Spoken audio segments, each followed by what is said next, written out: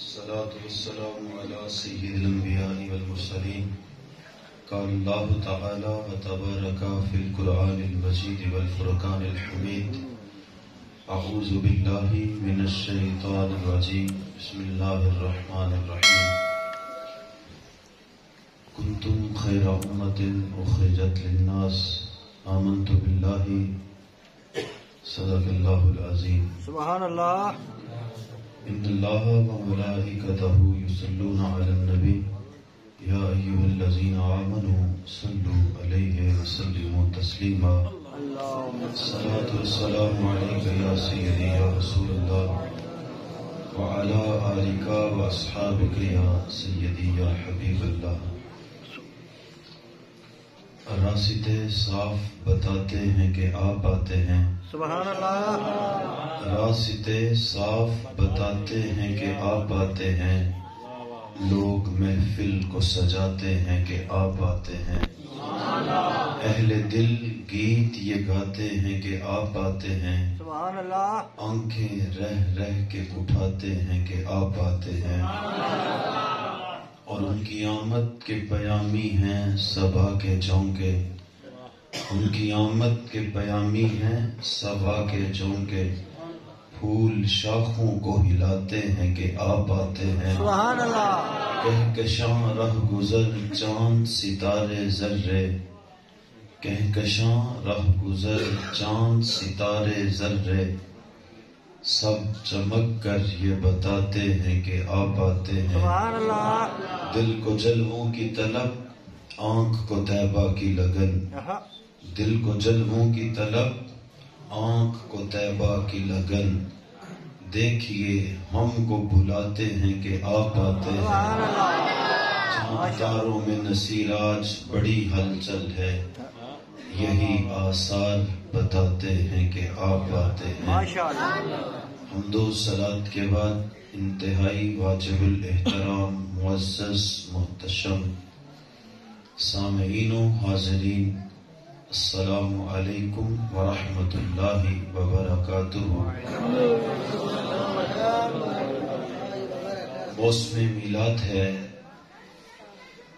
اور حضور کی آمد کے تذکرے چاروں سو پھیلے ہوئے ہیں. سبحان اللہ. یہ حضور سید عالم صلی اللہ علیہ وآلہ وسلم کے مولد مبارک کا مہینہ ہے. آقا کریم کو 3 سال کم 1500 سال گزر چکے ہیں، اور جب موسم میلاد آتا ہے تو لگتا یوں ہے کہ جیسے کوئی ابھی ان گلیوں سے گزر کے گیا ہے. سبحان اللہ. کیا کسی نے کہا تھا زمین سے آسمان تک، آسمان سے لا مکان تک ہے. کہاں کھولے تھے گیسو یار نے خوشبو کہاں تک ہے. مشتاق یوسفی نے کہا تھا مٹ گیا مشتاق دل سے رنگ یاد رفتگاں. مٹ گیا مشتاق دل سے رنگ یاد رفتگاں. پھول مہنگے ہو گئے قبریں پرانی ہو گئی.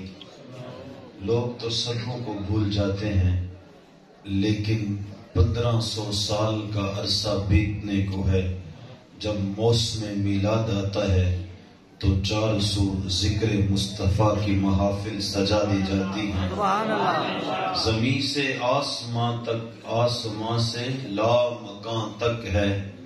کہاں کھولے تھے گیسو یار نے خوشبو کہاں تک ہے. یہ میرا اور آپ کا اعزاز ہے کہ اللہ نے مجھے اور آپ کو سید عالم کی امت میں پیدا ہونے کا شرف عطا کیا. سبحان اللہ. وگرنہ اس اعزاز کے لیے، اس شرف کو پانے کے لیے بڑے بڑے لوگ آرزوئیں کرتے رہے. کتب سیر میں آتا ہے کہ 12 نبیوں نے حضور کی امت میں شامل ہونے کی آرزو کی ہے. 12 نبیوں نے اس امت میں شامل ہونے کی تمنا دل میں رکھی. حضرت موسیٰ علیہ السلام کو جب اللہ نے تورات سے نوازا تو انہوں نے الواح تورات کا مطالعہ کیا. پڑھنے کے بعد کوہ طور پہ چلے گئے، اللہ سے ہم کلام ہوئے اور جا کر کے عرض کی، مالک میں نے الواح تورات میں ایک ایسی امت کا تذکرہ پڑھا ہے کہ جو امت سب سے آخر میں آئے گی لیکن جنت میں سب سے پہلے جائے گی. مولا وہ امت میری امت بنا دے. قال تلک امت احمد، فرمایا وہ امت میرے پیارے احمد کی امت ہے. عرض کی، مولا ایک ایسی امت کا تذکرہ پڑا ہے کہ جو مال غنیمت بھی کھائے گی، مال فے بھی کھائے گی، صدقہ بھی کھائے گی اور اس پہ اجر بھی وصول کرے گی. پہلی امتوں میں یہ تینوں چیزیں جائز نہیں تھی، نہ مال غنیمت جائز تھا، نہ صدقہ جائز تھا اور نہ ہی مال فے جائز تھا. اللہ نے امت رسول پر ان تینوں چیزوں کو حلال کر دیا. بلکہ جب موسم قربان ہوتا ہے تو اس وقت قربانی ہم خود کرتے ہیں اور گوشت بھی خود کھا لیتے ہیں. شام کو ٹکا کباب پارٹی بھی ہوتی ہے، بچے ہوئے کو خیر سے 2 ماہ تک فریز بھی کر لیتے ہیں. لیکن اللہ اگر قبول کرتا ہے تو اجر بھی عطا کرتا ہے. سبحان اللہ. وہ کیا کسی شاعر نے کہا تھا، یہ عجیب ماجرا ہے کہ بروز عید قربان، یہ عجیب ماجرا ہے کہ بروز عید قربان، وہی ذبح بھی کرے وہی لے ثواب الٹا. ذبح بھی وہی کرے، کھائے بھی وہ، فریز بھی وہی کرے اور اس پر اجر بھی رب عطا کرتا ہے. سبحان اللہ. عرض کی، مالک وہ امت میری امت بنا دے. فرمایا وہ امت تو میرے پیارے احمد کی امت ہے. سبحان اللہ. پھر عرض کی، مولا ایک ایسی امت کا تذکرہ پڑا ہے کہ اگر وہ نیکی کا ارادہ کرے تو ارادے سے، ابھی نیکی کرے نا، نیکی کا ارادہ کرے تو نامہ اعمال کے اندر نیکی لکھ دی جاتی ہے. اور اگر خوش قسمتی سے وہ نیکی کر لے، کرے گا 1 لکھی 10 جائے گی. سبحان اللہ. اور اللہ وسعتوں والا ہے، جتنا نیکی کرنے میں خلوص ہوگا اللہ اسے اتنا ہی بڑا اجر عطا کرے گا. کسی کو 10 گنا، کسی کو 70 گنا، کسی کو 700 گنا، اور اللہ اگر چاہے تو کسی کو بغیر حساب کے بھی عطا فرما سکتا ہے. سبحان اللہ. عرض کی، مولا وہ امت میری امت بنا دے. قال تلک امت احمد، فرمایا وہ امت تو میرے پیارے احمد کی امت ہے. پھر عرض کی، مولا ایک ایسی امت کا تذکرہ پڑا ہے کہ جو گناہ کا ارادہ کرے، گناہ کرے نہ، صرف ارادہ کرے تو ارادے سے گناہ لکھا نہیں جاتا. جبکہ ابھی آپ نے سماعت کیا، نیکی کا ارادہ کرے، نیکی کرے نہ تو صرف ارادے سے نامہ اعمال کے اندر نیکی لکھ دی جاتی ہے. گناہ کا ارادہ کرے، گناہ لکھا نہیں جاتا. گناہ کرے گا 1، لکھا بھی 1 ہی جائے گا. جبکہ نیکی 1 کرے گا، لکھی 10 جائیں گی. سبحان اللہ. گناہ 1 کرے گا تو 1 ہی لکھا جائے گا، اور اگر توبہ کر لے تو اس کا وہ کیا ہوا 1 گناہ بھی مٹا دیا جائے گا. سبحان اللہ. سید عالم نے ارشاد فرمایا، التائب من الذنب کمن لا ذنب لہ. فرمایا گناہوں سے توبہ کرنے والا ایسا ہے جس طرح اس نے گناہ کیا ہوا ہی نہیں. اللہ اس کو ایسے پاک کر دیتا ہے کہ جس طرح ابھی اس نے ماں کے شکم سے جنم لیا ہو. ہم اگر کسی کو گناہ کرتے ہوئے دیکھ لیں، ہم تو ساری زندگی اس کی جان نہیں چھوڑتے. ہر اٹھتے بیٹھتے وقت، ہر موقع پر اس کو ذلیل و رسوا کرنا، یہ ہمارے ظرف کی کہانی ہے. لیکن جب بندہ گناہ کر کے رب کے حضور پشیمانی کے 2 آنسو بہا دیتا ہے تو اللہ اس کو ایسے پاک کر دیتا ہے کہ جس طرح ابھی اس نے ماں کے شکم سے جنم لیا ہو. سبحان اللہ. عرض کی مولا ایک ایسی امت کا تذکرہ پڑا ہے کہ جو گناہ کا ارادہ کرے تو گناہ لکھا نہیں جاتا، گناہ کر لے کرے گا ایک، لکھا بھی ایک ہی جائے گا، اور اگر وہ توبہ کر لے تو اس کا وہ کیا ہوا گناہ بھی مٹا دیا جائے گا. مولا وہ امت میری امت بنا دے. قال تلک امت احمد، فرمایا وہ تو میرے پیارے احمد کی امت ہے.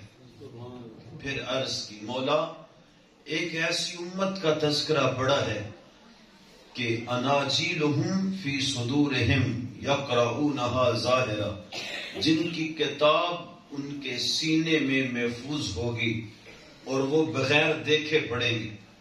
اس امت سے قبل پہلی جتنی بھی امتیں گزری ہیں، تمام امتوں میں جتنی بھی کتابیں، جتنے بھی صحیفے نازل ہوئے، وہ صرف اور صرف اللہ کے نبی کو یاد ہوا کرتے تھے.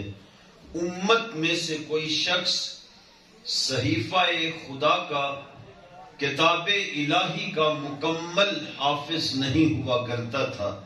دامن قرآن میں آصف بن برخیہ کی کہانی بیان کی گئی. وہاں علم من الکتاب کے لفظ ہیں کہ ان کے سینے میں کتاب کا کچھ علم تھا.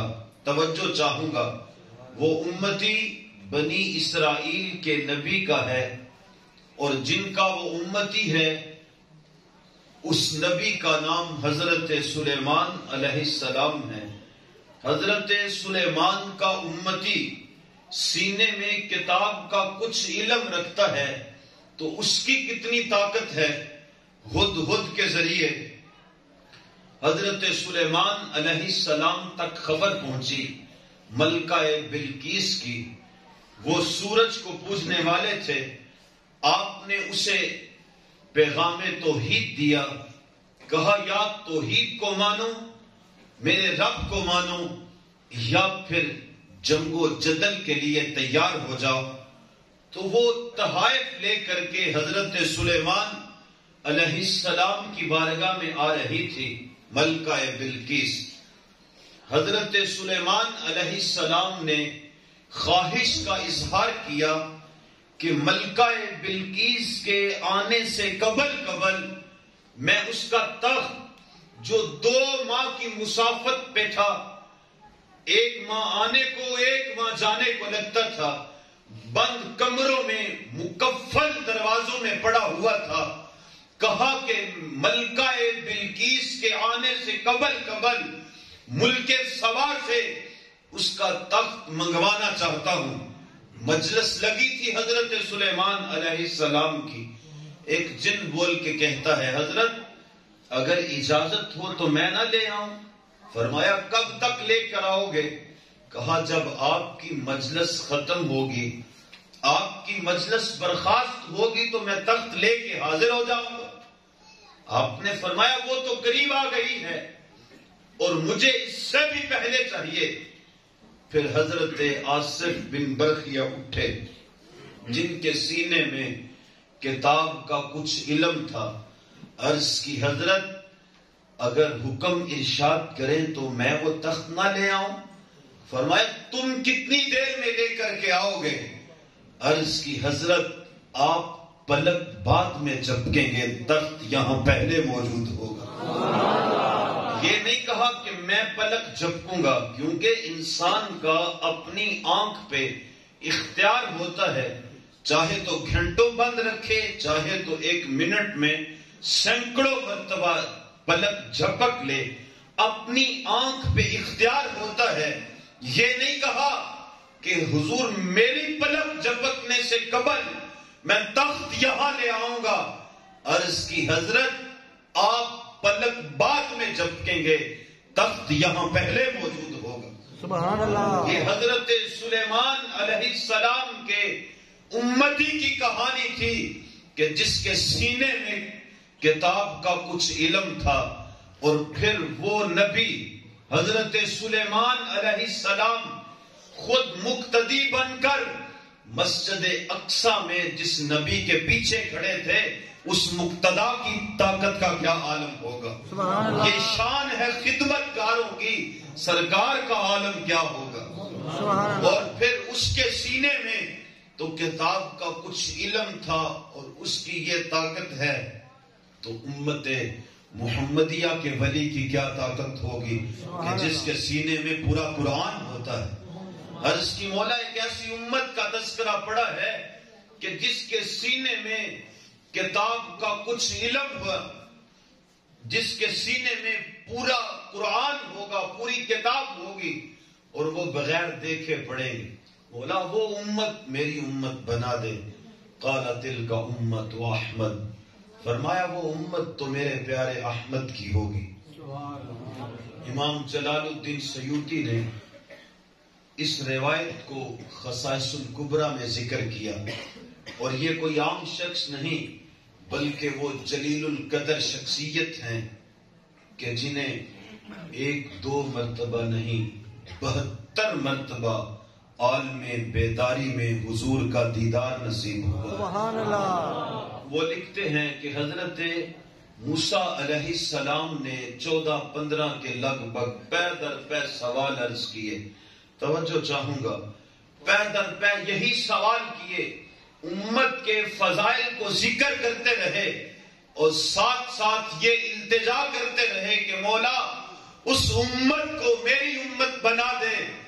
پھر ہر سوال کے بدلے میں یہی جواب آتا رہا، اے موسیٰ علیہ السلام جس امت کا تذکرہ آپ کر رہے ہیں وہ امت میں نے اپنے احمد کو عطا کی ہے۔ امام جلال الدین سیوطی لکھتے ہیں کہ آخر میں حضرت موسیٰ علیہ السلام نے رب کے حضور دامن پھیلا کے عرض کی، مولا وہ امت میری امت نہیں بناتا تو نہ بنا، یہ تیری مرضی، کم از کم مجھے بھی امت احمد سے بنا دے۔ حضور کی امت میں شامل ہونے کے لیے حضرت موسیٰ علیہ السلام آرزو کرتے رہے۔ حضرت عیسیٰ علیہ السلام کا زمانہ میرے اور آپ کے نبی کے زمانے کے قریب تر ہے۔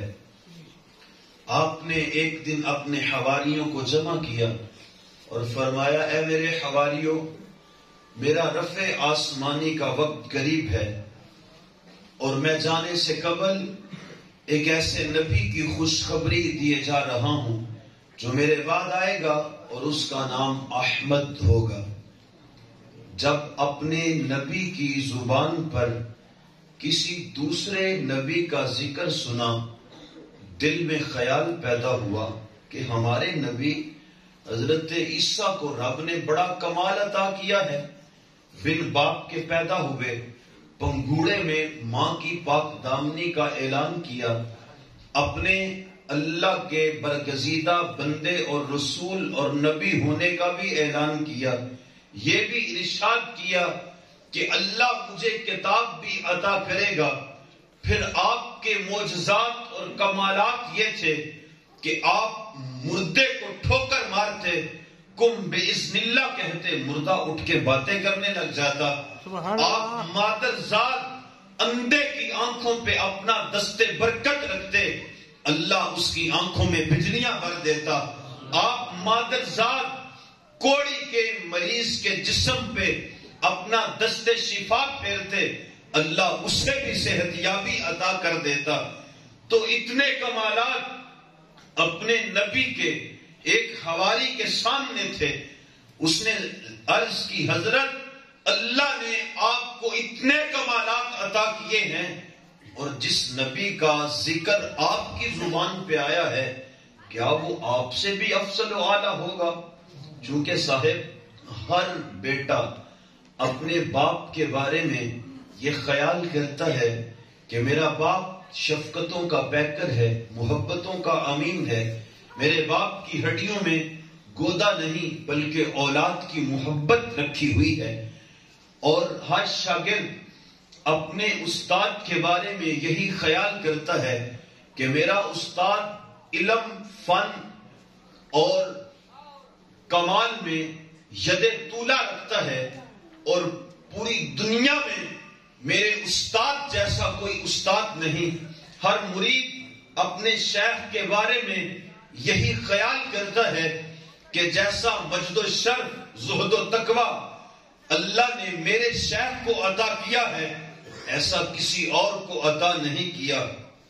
اور ہاں، ایسا ہی عقیدہ ایک امتی کا بھی ہونا چاہیے کہ وہ اپنے نبی کو انبیاء سے افضل جانے، اور یہ صرف نظریہ ہی نہیں بلکہ عقیدہ ہونا چاہیے کہ بیٹا باپ سے اتنی محبت رکھتا ہو، شاگرد استاد سے اتنی مانوسیت رکھتا ہو، مرید پیر سے اتنا ادب اور یقین کا ربط اور رشتہ رکھتا ہو، اور اسی طرح ایک امتی اپنے نبی سے ایسا ہی عقیدہ رکھتا ہو۔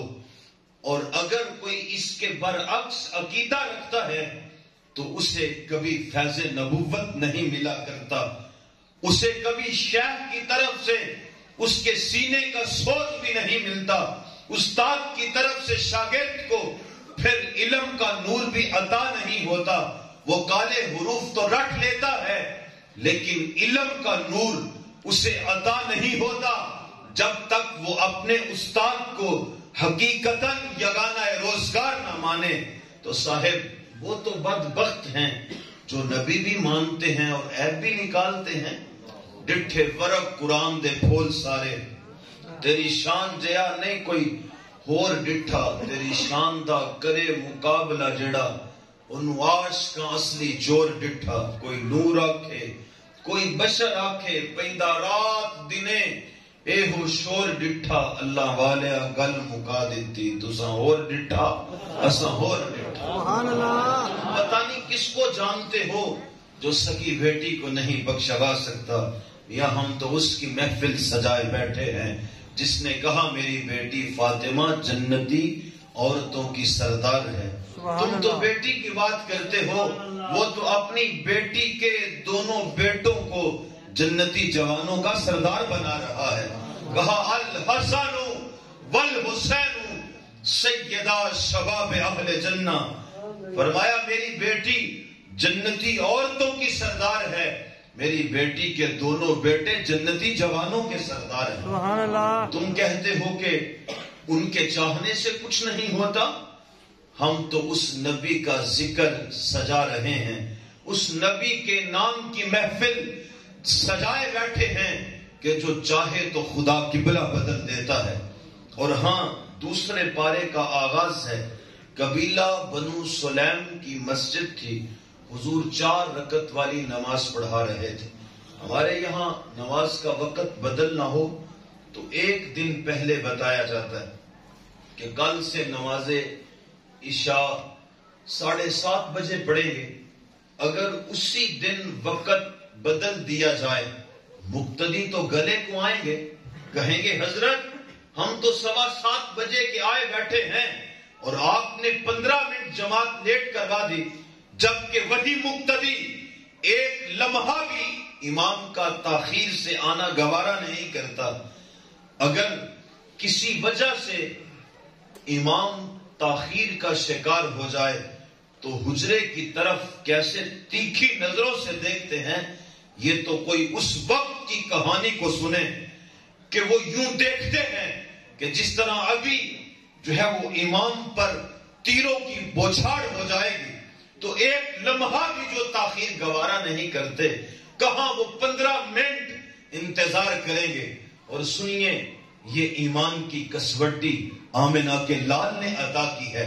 فرمایا المؤمن فی المسجد کالسمک فی الماء، فرمایا مومن مسجد میں اس طرح ہوتا ہے جس طرح مچھلی پانی کے اندر ہوتی ہے۔ سبحان اللہ۔ المنافق فی المسجد کالطائر فی الکف، اور فرمایا منافق مسجد میں یوں ہوتا ہے جس طرح پرندہ پنجرے میں پھنس گیا ہو، وہ پھڑپھڑاتا ہے کہ کب پنجرے کا دروازہ کھلے اور میں ہوا کے دوش میں اڑتا ہوا باہر چلا جاؤں۔ یہی منافق کی کیفیت ہے۔ وہ دیکھتا ہے کہ جب امام عربی خطبہ بھی پڑھ لے، آخری وقت آخری صف میں آ کر کے فرض کی ادائیگی کے بعد وہ باہر کی طرف بھاگتا ہے۔ خیر یہ ایک الگ موضوع ہے۔ یہاں تو وقت بدلنا ہو تو ایک دن پہلے بتایا جاتا ہے، اگر اسی دن بتا دیں تو پھر معاملات بگڑ جاتے ہیں۔ صاحب یہاں نماز کا وقت بدلنا ہے اور ایک دن پہلے بتایا جاتا ہے، وہاں تو قبلہ بدلنے کی بات ہو رہی تھی، وہاں ایک دن پہلے نہیں بتایا، ایک نماز قبل ہی بتا دیتے، ایک نماز قبل نہیں بتایا تو جو نماز شروع فرما رہے تھے اسی نماز کے آغاز میں کہہ دیتے، جس طرح ہمارے حفاظ ماہ سیام میں کہہ دیتے ہیں نماز تراویح پڑھاتے ہوئے کہ پہلی رکعت میں سجدہ ہوگا یا دوسری میں، کہہ دیا جاتا ہے۔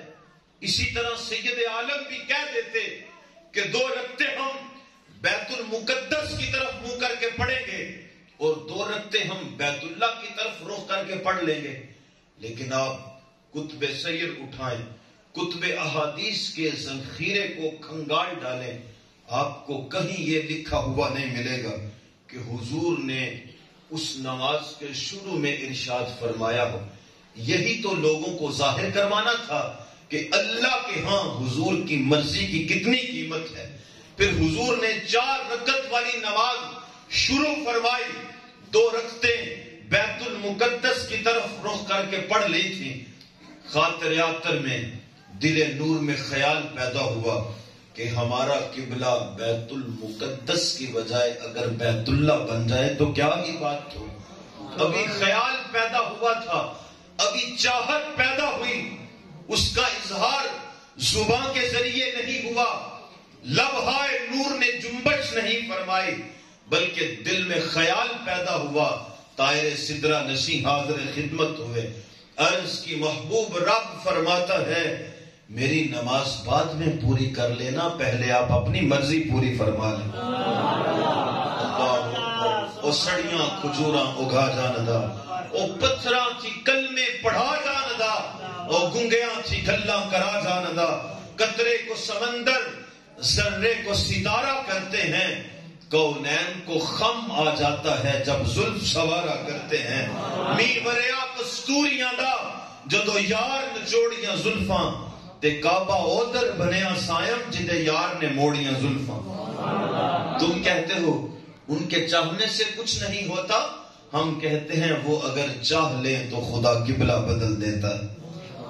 اچھا یہ بھی کہا جاتا ہے، آپ نے سنا ہوگا، یہ بھی کسی مولوی نے لکھا کہ وہ تو دیوار کے پیچھے کا علم نہیں رکھتے۔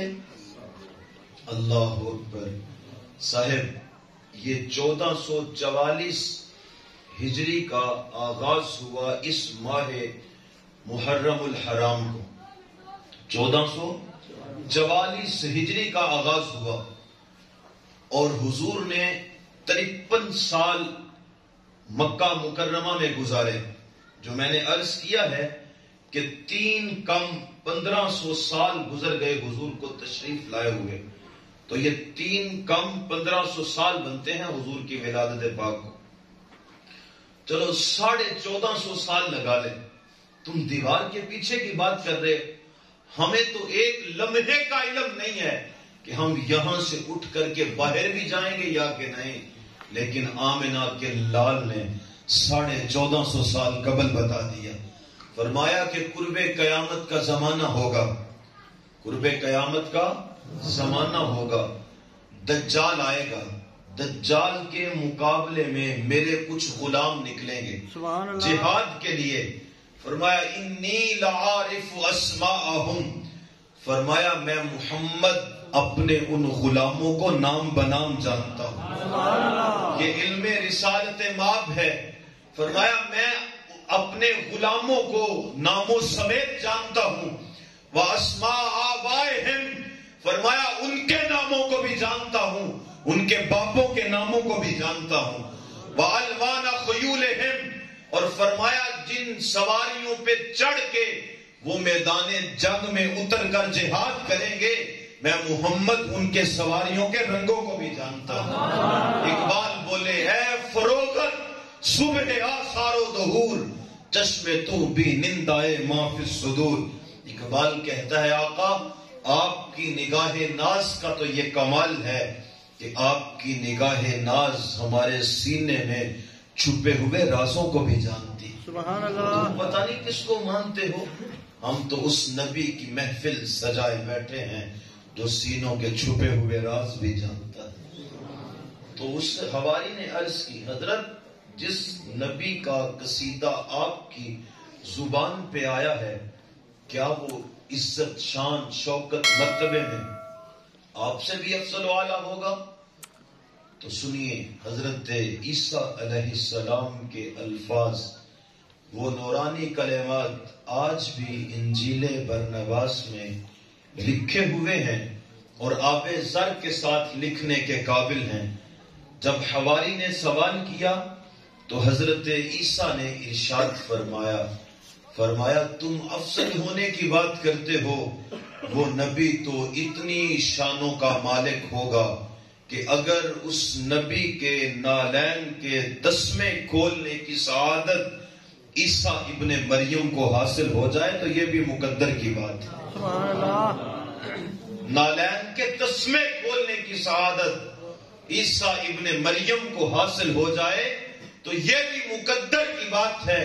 وہ کیا کسی نے کہا تھا وہ جس کے نام پر شاہ سلیمان نے گدائی کی، وہ جس کے نام پر داؤد نے نغمہ سرائی کی، دل یحییٰ میں رہ گئے ارماں جس کی زیارت کے، لب عیسیٰ پہ آئے واز جس کی شان رحمت کے، جو بن کے روشنی پھر دیدائے یعقوب میں آیا، جسے یوسف نے اپنے حسن کی نہ رنگ میں پایا، نہ دانم آن گلے خنداں چے رنگو بودارت کہ مرغے ہر چمنے آرزوے اودارت. وہ ہر عالم کی رحمت تھے جہاں چاہتے وہ رہ لیتے، یہ ان کی مہربانی کہ یہ عالم پسند آیا. سید عالم کی امت میں ہونے کے لیے نبی آرزویں کرتے رہے. قرآن کے دامن میں طب اول کی کہانی بیان کی گئی.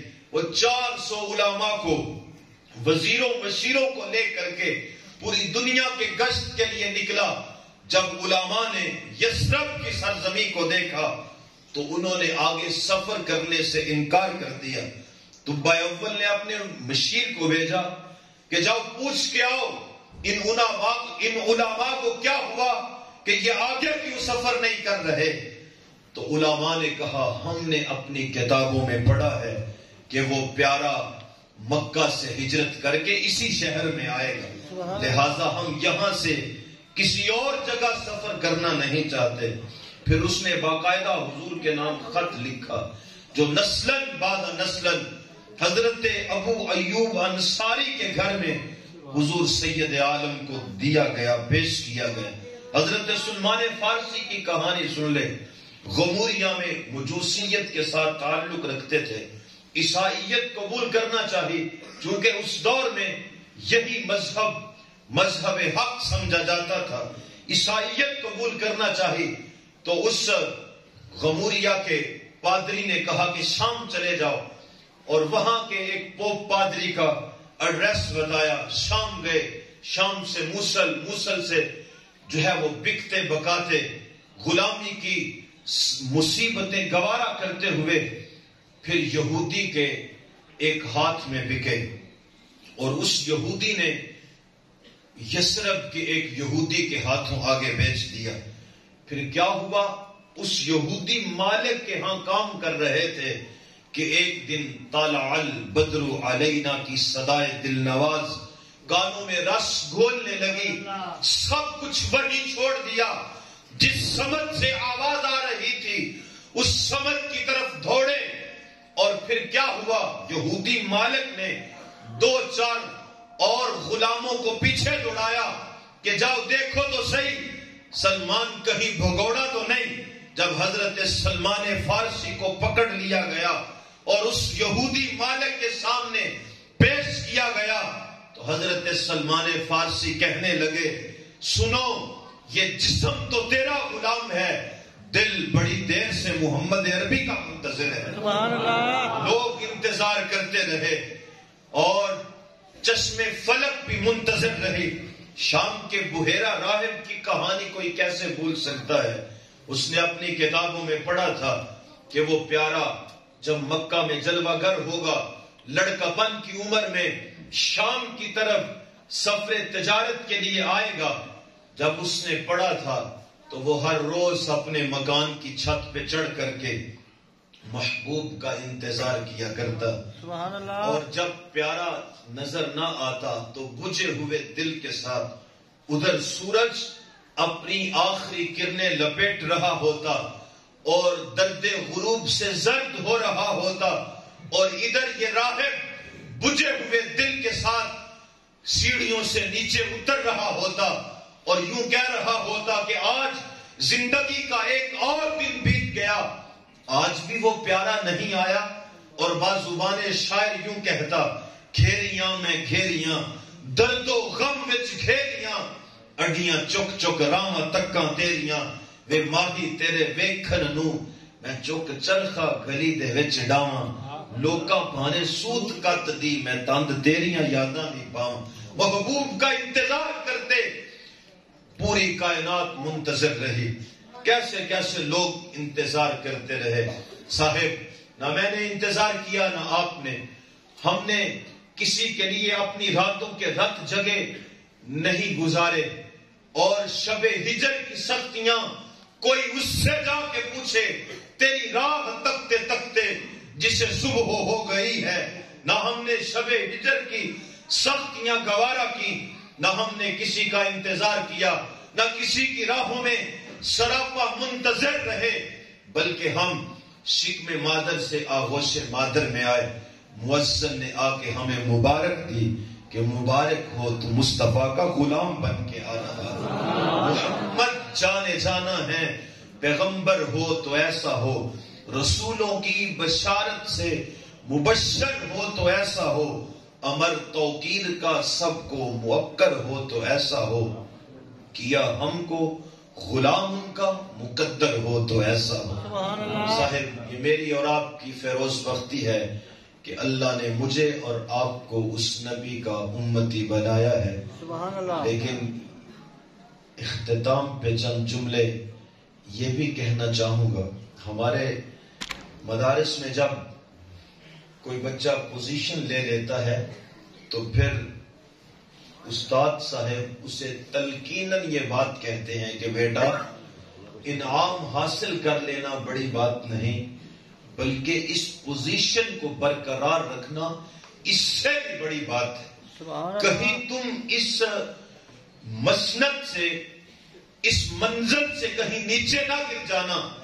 رب نے مجھے اور آپ کو کنتم خیر امت کا لقب قرآن میں دیا، فرمایا تم بہترین امت ہو، اور ذرا میں اور آپ اپنے گریبان میں جھانک کر کے دیکھیں کہ کیا مجھے اور آپ کو بہترین امت کہلوانے کا حق حاصل ہے، جبکہ اس امت سے قبل جتنی امتیں گزری سب میں فردن فردن ایک ایک جرم پایا جاتا تھا، اللہ نے ان کو عذاب کے اندر مبتلا کر دیا۔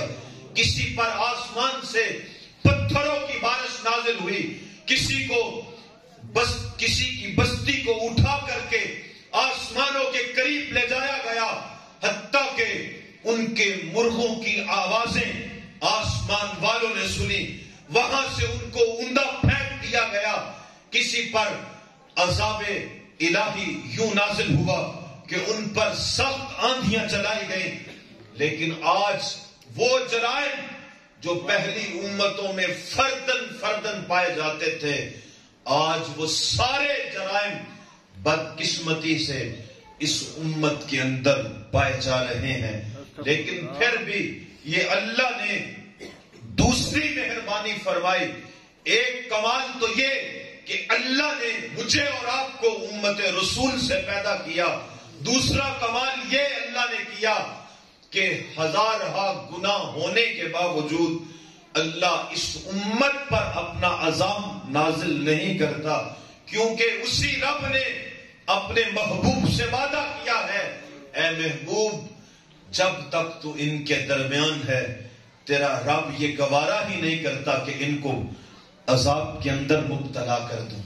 سبحان اللہ، اللہ اکبر۔ عذاب جو نہیں آ رہا یہ بھی محبوب کی زلفوں کا صدقہ ہے. اور میں اور آپ کتنا بلند اعزاز رکھتے ہیں، لیکن عمل کیا ہے؟ وہ کیا حفیظ طائب نے کہا تھا، کام ہم نے رکھا فقط اذکار سے، تیری تعلیم اپنائی اغیار نے. یہ موسم میلاد ہے، یقیناً 400 محافل میلاد، جلوس میلاد کی کثرت پائی جا رہی ہے. لیکن صاحب، اگر میں اور آپ اس موسم میلاد کو یوں ہی گزار دیں اور ہمارے عمل میں کوئی تبدیلی نہ آئے، ایک تو حکومتی سطح پہ نعرے لگا رہے ہیں کہ تبدیلی آنی چاہیے، لیکن وہ تو ایک الگ بات ہے.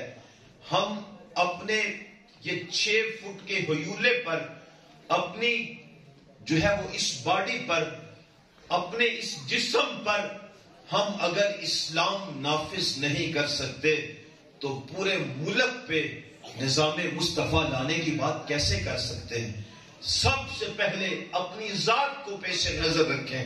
تو بات عرض کر رہا تھا کہ کام ہم نے رکھا فقط اذکار سے، تیری تعلیم اپنائی اغیار نے. آج 400 محافل میلاد رسول کا ذکر ہو رہا ہے، ہونا بھی چاہیے، کیونکہ محبوب کی آمد ہے. کثرت سے حضور کی ذات پہ درود بھی پڑھنا چاہیے، نعتیں بھی ہوں، اوراد و وظائف بھی ہوں، محافل بھی ہوں، جلوس بھی ہوں، جھنڈیاں بھی لگائیں، جھنڈے بھی لگائیں، اپنے دلوں کے اوپر نقش نالین بھی لگائیں. یہ سب کچھ ہونا چاہیے.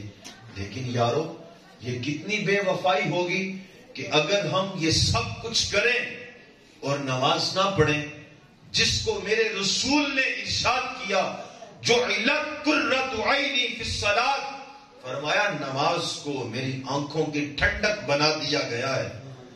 تو اگر ہم یہ سب کچھ کریں اور نماز نہ پڑھیں تو مجھے بتائیے گا کہ کیا ہم نماز نہ پڑھ کے حضور کی آنکھوں کو سکھ دے رہے ہیں یا دکھ دے رہے ہیں؟ اللہ اکبر، کتنی بڑی بات ہے اگر ہم سوچیں. لیکن اگر ہمارے پاس عقلی چراغ نہ موجود ہو تو یہ ایک امر آخر ہے. میں ایک بات کہا کرتا ہوں کہ استادی شاگردی کے اس سلسلے میں تقریباً سارے لوگوں کا گزر ہوا ہے. کچھ ابھی میدان عمل میں موجود ہیں اور کچھ گزر گئے ہیں. ایک مدرسے میں پڑھا رہا ہے، ایک سکول میں پڑھا رہا ہے، کوئی مسجد کے اندر بچوں کو تعلیم دے رہا ہے، کوئی جو ہے وہ موٹر سائیکل مکینک ہے تو وہ مارکیٹ کے اندر بیٹھ کر اپنا فن اور ہنر بچوں میں منتقل کر رہا ہے. تو استادی شاگردی کا تقریباً ہر بندے کا واسطہ ہے اس سے. تو مجھے بتائیے، ایک شاگرد آپ کے سامنے کھڑے ہو کر کے ہاتھ باندھ کے کہے، استاد جی واہ واہ، اللہ نے جو آپ کو کمال ہنر، فن، علم عطا کیا ہے وہ کسی اور کو نہیں کیا. موٹر سائیکل مکینک کا شاگرد اس کے سامنے ہاتھ باندھ کے کھڑا عرض کرے کہ استاد جی جو اللہ نے آپ کو ہنر عطا کیا ہے پوری مارکیٹ میں کسی کو نہیں ہے. اچھا، اسی شاگرد سے استاد کہے بیٹا وہ سامنے پانی کا کولر بھرا پڑا ہے، گلاس لے کر اس سے ایک گلاس پانی ہی پلا دو. اب شاگرد کہے، یہ سوال آپ سے کر رہا ہوں، جواب بھی آپ نے دینا ہے. اب شاگرد جو تعریفوں کے اندر اتنا جتا ہوا ہے، زمین و آسمان کے کلابے لگائے جا رہا ہے، اسے دنیا و ما فیہا کی خبر ہی نہیں، وہ اتنا استاد کی تعریف میں مگن ہے. استاد کہے جی بیٹا وہاں سے پانی تو پلاؤ. تو شاگرد اتنا فرما بردار ہو خیر سے کہ استاد جی خود ہی جا کے پی لیں. تو مجھے بتائیے گا کہ وہ شاگرد فرما بردار ہوگا یا نافرمان؟ کیا ہوگا؟ نافرمان ہوگا.